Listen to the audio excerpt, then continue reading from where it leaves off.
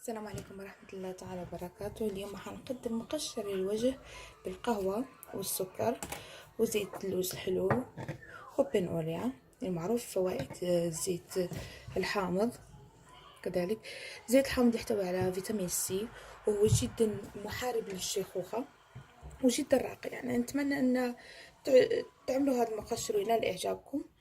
عملت معلقة سكر، غادي نعمل واحد المعلقة ديال قهوة، كذلك معلقة زيت اللوز حلو،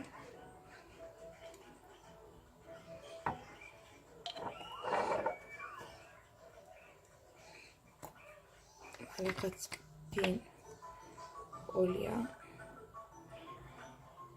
هذا مقشر رهيب جدا. زيت الحامض،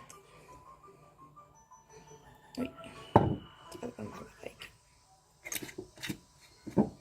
بسم الله الرحمن الرحيم.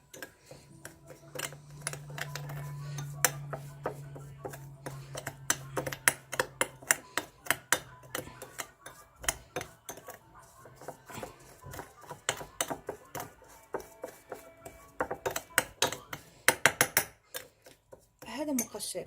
لما نعمل هاي الماسك اليوم اللي عملته مقشر اليوم، بتقومي دائري الوجه ويتغسل الوجه بالماء دافي وبعدين بالماء بارد.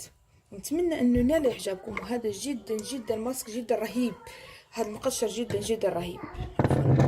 نتمنى انكم تعملوه ويعجبكم وراح تتابعوا. اما بالنسبه لهذا الماسك، اذا استعملتي فيه القهوه، هالقهوة تستعمل مرة واحدة في الأسبوع فقط.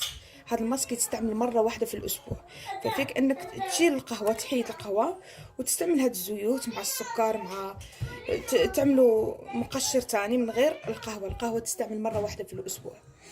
هذا المقشر جدا رهيب، وفيك تستعمل أي زيوت عندك، مو ضروري يكون عندك بيروليا أو زيت لوز حلو، فيك تعملها زيت الزيتون. نتمنى ينال اعجابكم وتخلوا لي تعليقاتكم ونجاوب على كل التعليقات تبعكم. نتمنى ينال اعجابكم.